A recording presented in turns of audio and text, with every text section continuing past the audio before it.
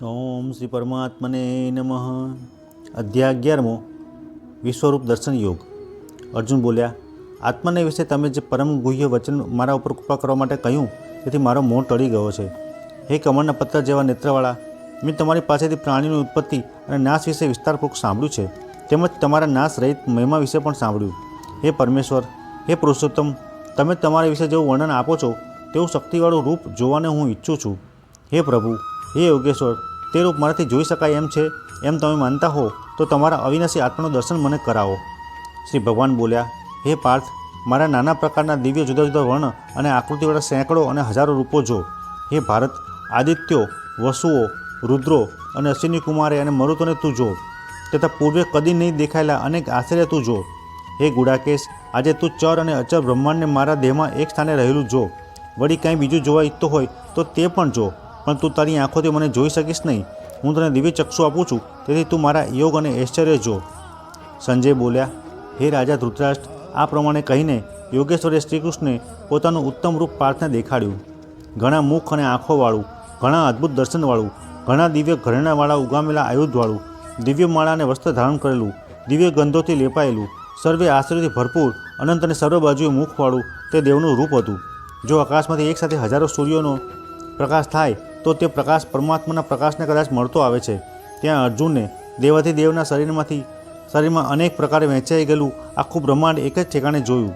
ત્યાં વિસ્મય પામીને જેના હસ્તથી રૂંવાડા ઊભા થાય છે એવો અર્જુન પ્રભુને માથું નમાવીને પગે લાગ્યો અને બે હાથ જોડીને અર્જુન બોલ્યા, હે દેવ, તમારા દેહને વિશે સર્વ દેવોને, જુદા જુદા પ્રકારના સર્વ પ્રાણીઓને, કમળ સાથે બિરાજેલા બ્રહ્માને, સર્વ ઋષિઓને તથા દિવ્ય સર્પોને હું જોઉં છું। અનેક હાથ, અનેક પેટ, અનેક મુખ, અનેક નેત્ર, અનેક રૂપવાળા હું તમને સર્વત્ર જોઉં છું। હે વિશ્વના ઈશ્વર, હે વિશ્વરૂપ, તમારા આદિ મધ્ય કે અંતને હું દેખાતો નથી। મુકુટ, ગદા અને ચક્રવાળા, તેજના અંબાર રૂપ, સર્વત્ર પ્રકાશવાળા, સર્વ તરફથી મુશ્કેલીથી જોઈ શકાય તેવા, અગ્નિ તથા સૂર્યના જેવા પ્રકાશવાળા, તથા માપમાં ન આવે એવા તમને હું જોઈ રહ્યો છું। તમે અવિનાશી છો, જે પરમ જાણવા જેવું છે, જે તમે છો। અવ્યય થતાં એવા નિરંતર રક્ષણ કરનારા સનાતન પુરુષ રૂપ મેં તમને માન્યા છે, જેનો આદિ મધ્ય અને અંત વિનાના અનંત પરાક્રમવાળા, અનંત હાથવાળા, ચંદ્ર સૂર્ય જેની આંખો છે એવા ઝળઝળાટ અગ્નિના જેવા મોઢાવાળા અને પોતાના તેજથી આખા જગતને તપાવતો એવા આપને હું જોઉં છું। આકાશ અને પૃથ્વીનો વચ્ચેનો આ ભાગ અને સર્વ દિશાઓથી આપ વ્યાપી રહેલ છો। હે પરમાત્મન, આવું અદ્ભુત અને ભયંકર આ આપનું રૂપ જોઈ ત્રણેય લોક દુઃખ પામે છે। આ દેવતાનો સમૂહ આપની અંદર પ્રવેશ કરી રહ્યો છે। કેટલાક ભય પામીને હાથ જોડી આપની સ્તુતિ કરે છે। કેટલાક મોટા ઋષિઓને સિદ્ધોનો સમૂહ જય થાઓ, જય થાઓ એમ કહીને પુષ્કળ સ્તુતિઓથી આપણા ગુણ ગાય છે। રુદ્ર, સૂર્ય, સાધ્ય, વિશ્વદેવ, અશ્વિની કુમારો, પવન, ઉષ્માપા, પિતૃ, ગંધર્વ, યક્ષ, અસુર અને સિદ્ધોના સમૂહો બધા જ આશ્ચર્ય પામી આપને જોઈ રહ્યા છે। હે મહાબાહુ, ઘણા મુખો અને નેત્રવાળા, ઘણા બધા હાથ, જાંઘ અને પગવાળા, ઘણા પેટવાળા, અમે ઘણી દાઢોથી ભયંકર આપનું આ મોટું રૂપ જોઈને હું તથા તમામ મનુષ્યો ભય પામી ગયા છીએ। આકાશને સ્પર્શી રહેલું મહાતેજસ્વી, અનેક રંગોવાળું, ફોડેલી મોઢાવાળું, મોટી તેજસ્વી આંખોવાળું આપનું રૂપ જોઈને હે વિષ્ણુ, મારું મન ભયભીત થયું છે, તેથી હું ધીરજ અને શાંતિ રાખી શકતો નથી। દાઢોથી ભયંકર અને પ્રલયકાર અગ્નિના જેવા આપના મોઢાઓને જોઈને મને જ 10 દિશાઓનું ભાન રહેતું નથી, મને સુખ રહેતું નથી। માટે દેવોના પણ હે દેવ, જગતના આધાર, મારા ઉપર પ્રસન્ન થાઓ। આ ધૃતરાષ્ટ્રના પુત્રો કૌરવો, અરે પૃથ્વીના રાજાઓના સમૂહમાં મળેલા ભીષ્મ પિતામહ, દ્રોણાચાર્ય, કર્ણ અને આપના તમામ મુખ્ય યોદ્ધાઓ બધા આપની બિહામની દાઢવાળા અનેક બીક પ્રમાણે એવા મોઢામાં ઉતાવળા દોડીને પેસી જાય છે। કેટલાક દાંતની વચ્ચે ચવાઈને ચોંટી જાય છે। તેઓના માથા ભાંગીને ભૂક્કો થતા હોય તેમ દેખાય છે।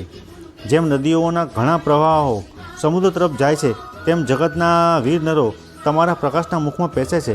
જેમ પતંગિયા પ્રકાશિત દીવામાં નાશ પામવાને દોડે છે, તેમ સર્વે ભીષ્મ વગેરે યોદ્ધા લોકોના નાશ માટે તમારા મુખમાં દોડતા પેસે છે।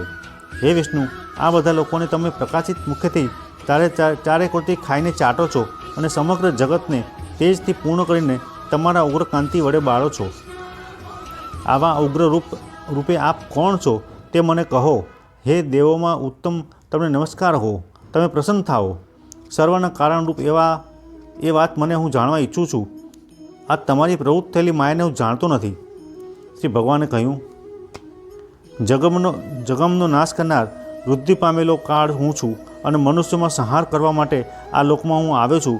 શત્રુઓના સૈન્યમાં ગોઠવાયેલા સર્વ યોદ્ધાઓને તું નહીં હણે તો પણ તેઓ જીવતા રહેશે નહીં. તેટલા માટે ઉઠ, યશ મેળવ અને શત્રુઓને જીતીને સમૃદ્ધ રાજ્યને ભોગવ. શત્રુઓને મેં અગાઉથી જાણેલા છે, માટે હે સવ્યસાચી તું નિમિત્ત માત્ર થા. દ્રોણ અને ભીષ્મ તથા જયદ્રથ અને કર્ણ તેમજ બીજા યોદ્ધાઓને મેં હણી રાખેલા છે, તેને તું હણ, વ્યથા પામીશ નહીં. યુદ્ધ કર, રણક્ષેત્રમાં શત્રુઓને તું જીતીશ. સંજયે કહ્યું. કેશવના આ વચન સાંભળીને કંપતા ભયથી ગદગદ કંઠવાળાને મુકુટ પહેરેલા અર્જુન શ્રીકૃષ્ણને હાથ જોડીને નમસ્કાર કરીને ફરીથી કહ્યું. અર્જુન કહે છે, હે ઋષિકેશ, તમારી કીર્તિ ગાઈને જગત અતિ હર્ષ અને આનંદ પામે છે. રાક્ષસો ભય પામી બધી દિશામાં નાસી જાય છે અને સર્વ સિદ્ધગણો તમને નમસ્કાર કરે છે. એ યોગ્ય જ છે. હે મહાત્મા, બ્રહ્માંડના આદિ કરતા અને સૌથી મોટા એવા તમને તેઓ શા માટે નમસ્કાર ન કરે? હે અનંત, હે દેવોના ઈશ્વર, હે સર્વ જગતના ધામ, જે સત્ય અને અસત્ય તથા ઉત્તમ અવિનાશી છે તે તમે છો. તમે આદિદેવ સનાતન પુરુષ છો. આ જગતના ઉત્તમ ભંડારો છો. જાણનાર અને જાણવા યોગ્ય પરમ ધામ છો. અને હે અનંત રૂપવાળા, તમારાથી જ વિશ્વ વ્યાપ્ત થયેલું છે.